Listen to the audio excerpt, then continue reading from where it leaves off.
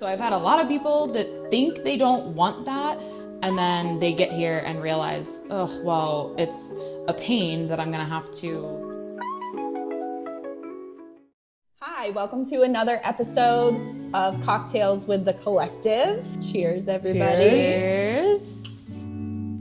We're playing some fun games today, real estate edition.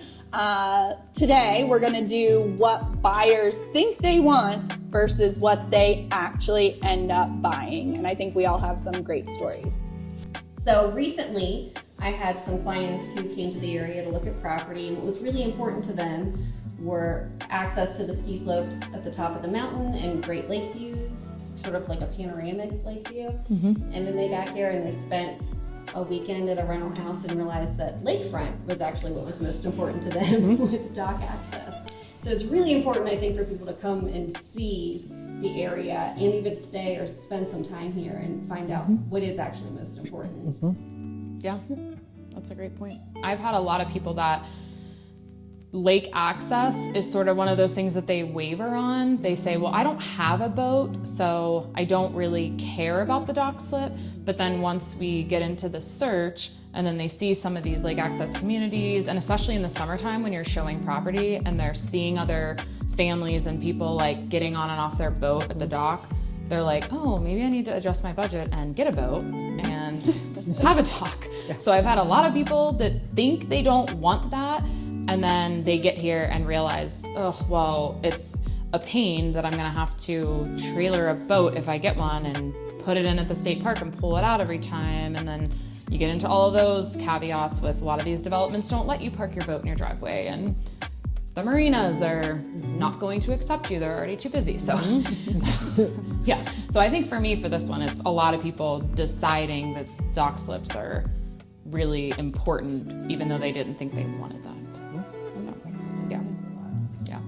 Mine is probably, I actually had kind of the reverse of Jessie's, where I had people looking at lakefront property, but they were staying somewhere with a ton of privacy and a fire pit, and it was kind of like an off-weather weekend, and they just said how amazing it was that they spent so much time with family and enjoying the fire and the outdoors and everything they had to offer, and that all the lakefront they looked at was not private enough, close in, like you have houses nearby, and they just decided that something larger with more privacy was absolutely the priority. Yeah.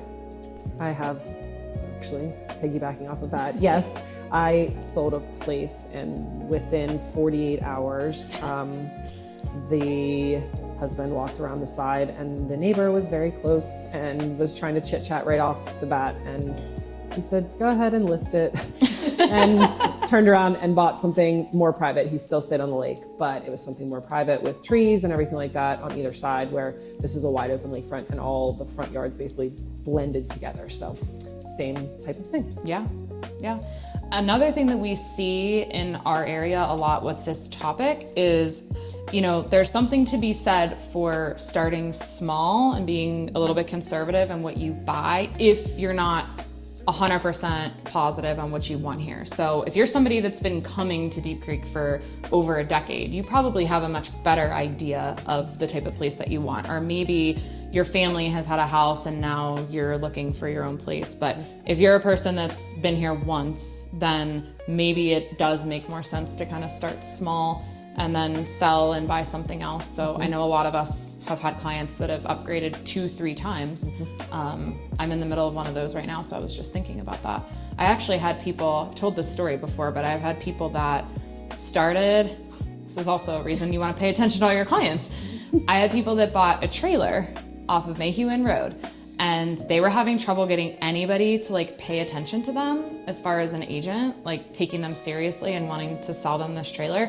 And they bought 4 properties with me since then. They've stepped up like every couple of years. So they wanted to just take it easy and figure out what was important to them. And yeah, so that's another avenue when you think you know what you want, but you don't. And kind of switching gears, I was thinking about it, and I have had clients who were absolutely said, we're fine with the fixer-upper, we're handy, we do this kind of stuff all the time. And then when we looked at a few of them, they really switched gears and they were like, we need new construction. And That's a big jump. Yes. Something, it's hard here when you don't live here to do projects on your own, and even to try to, get like a quote unquote handyman to help you a little bit, because, you have to work with the county, and it's just a lot harder to do it from afar than doing it while you're living here. I will add one thing to this one. Going into more, we talked about just generalizations so far about wanting like fixer-upper, new construction, lakefront, but I think the interior aspects are also just as important to point out. So example, if you're somebody in your primary residence that really loves to cook and a huge kitchen is super important to you, but then when you go on vacation or come here, you're going to restaurants all the time and you're getting takeout and you're not here enough to really care about like that big grand chef's kitchen, things like that. It's important to like switch your gears, mental gears, and think, okay, I would want that in my primary home, but maybe I don't need that in my secondary home. So by eliminating some of those things, you can get more for your money as far as other aspects of the home. So, Yeah, that's a great thought. yeah. All right, well, thanks for hanging out with us for another episode of Cocktails with the Collective. Cheers. Cheers. See you next time.